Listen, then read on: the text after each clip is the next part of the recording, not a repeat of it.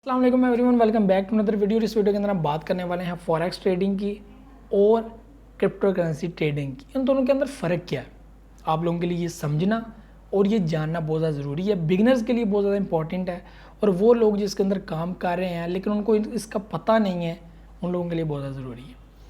Forex trading और crypto currency trading, इन दोनों के ग्राफ, इन दोनों की मार्केट, ये दोनों लोग समझते हैं कि एक जैसी है। अब बहुत सारे यूट्यूबर्स हैं, बहुत सारे ऐसे लोग हैं जो लोग जैसा वर्क फॉरेक्स पे करते हैं, जैसा ग्राफ रीडिंग करते हैं फॉरेक्स के अंदर, फॉरेक्स की मार्केट को जैसे जज करते हैं, जैसे इसके टेक्निकल एनालिसिस करते हैं, वैसे ही क्रिप्टो के टेक्निकल एनालिसिस कर रहे होते हैं। लेकिन ये बिल्कुल भी 100% नहीं होती। क्रिप्टो करेंसी की टेक्निकल एनालिसिस बहुत ही कम अप्लाई होते हैं, लेकिन फॉरेक्स की मैक्सिमम करेक्ट होते हैं। जो सिग्नल्स देते हैं वो लोग जो फॉरेक्स पे काम करते हैं उनके सिग्नल्स वर्क करते हैं, क्योंकि उनको एक टाइम हो गया, एक ग्राफ चल रहा है, लोगों को पता है कि फ़लाँ टाइम पे बाय करना है, फ़लाँ टाइम पे सेल करना है। आप किसी के पास भी 1 मंथ लगाते हो, 2 मंथ लगाते हो, वो आपको एक्सपर्ट बना देता है कि यहाँ से कॉइन आप लोगों को करेंसी ख़रीदनी है और यहाँ पर आपको सेल कर देनी है। और वहाँ पे एक ऐसा प्लेटफार्म है जहाँ पर पूरी दुनिया में एक जैसा वर्क होता है। मतलब कि वहाँ पर ग्राफ पढ़ा जाता है कि यहाँ पर ऐसा ग्राफ बन रहा है तो मार्केट ऊपर जाएगी, और ऐसा ही होता है, मार्केट ऊपर चली जाती है। लेकिन कुछ कई जगह पे होता है कि यार यहाँ से ऐसी मार्केट, अब ये नीचे जाएगी तो नीचे आ जाती है, क्योंकि ये सालों से रिदम ऐसा ही बनता आ रहा है, सालों से।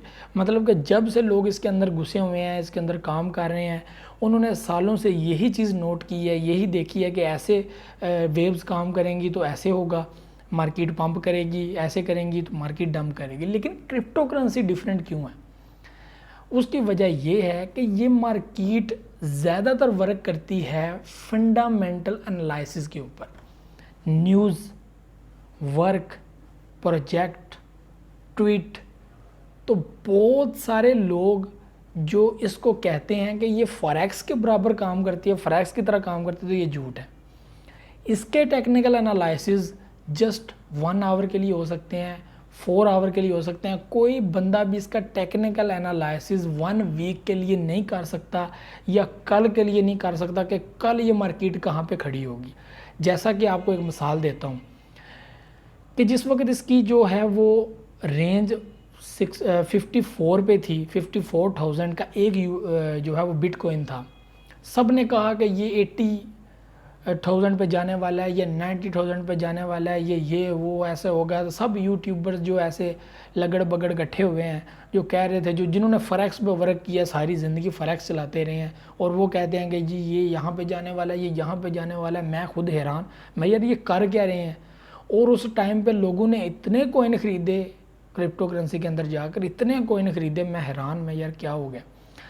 लेकिन मैं अंदर से ये भी सोच रहा था, क्योंकि मैं भी पक्का नहीं था, मैं कि शायद चला जाए, क्योंकि आप लोगों को मैंने बताया कि इस मार्केट का पता नहीं है, कि शायद चला जाए।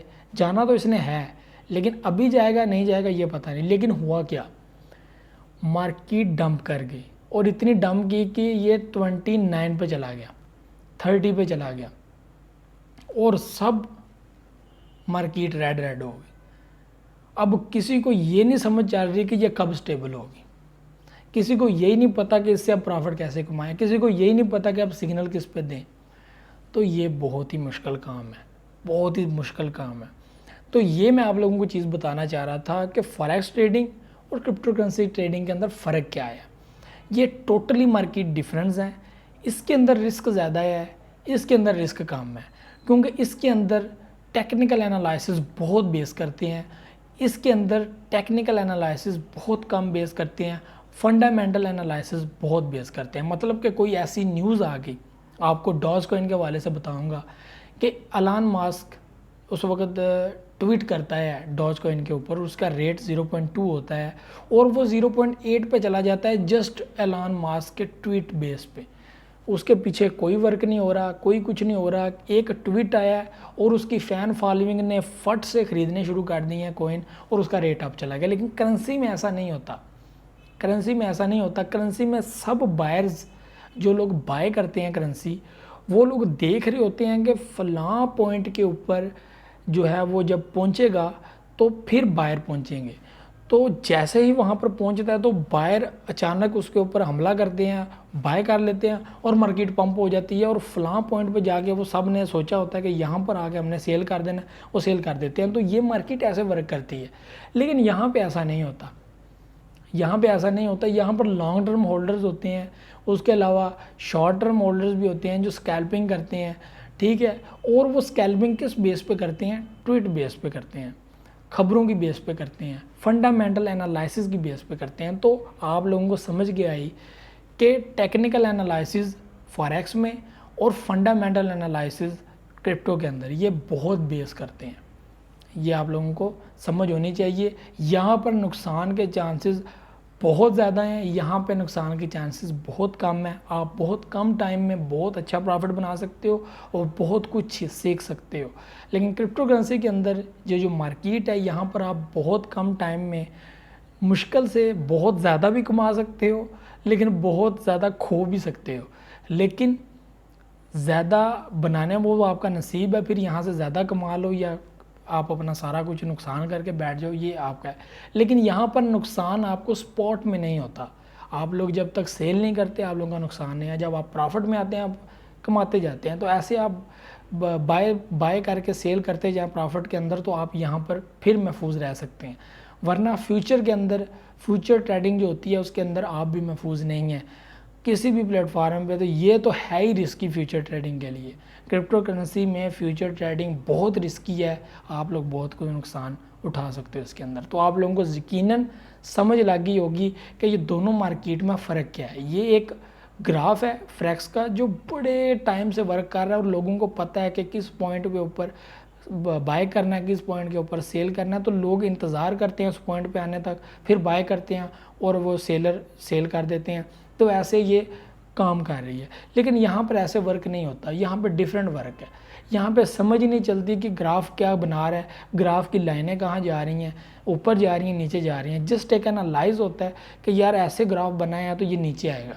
तो बहुत ही कम चांसेस होते हैं, बहुत ही ज़्यादा एक्सपर्ट बंदा होगा, बहुत ही ज़्यादा एक्सपर्ट जिसने बहुत टाइम लगाया होगा इस फील्ड के अंदर, उसको इस चीज़ का इल्म होगा कि हाँ यार ये यहाँ से ऐसे हो सकता है। तो वो भी यही कहता है कि हो सकता है, ये नहीं कहता कि हो जाएगा।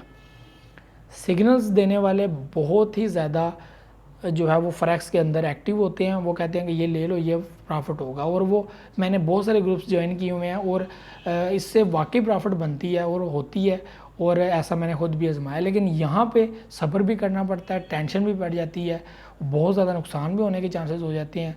तो पैनिक नहीं होना इस मार्केट के अंदर। और इस मार्केट तो आपके लिए नॉलेज बहुत मायने रखता है, नॉलेज मच इम्पॉर्टेंट। आप लोग इस फील्ड में काम कर रहे हो। तो ये चीज़ें थी आप लोगों को समझाने वाली। मुझे तो इजाज़त, नेक्स्ट वीडियो हाज़िर होऊंगा। अपना ख्याल रखिएगा। अल्लाह हाफ़िज़।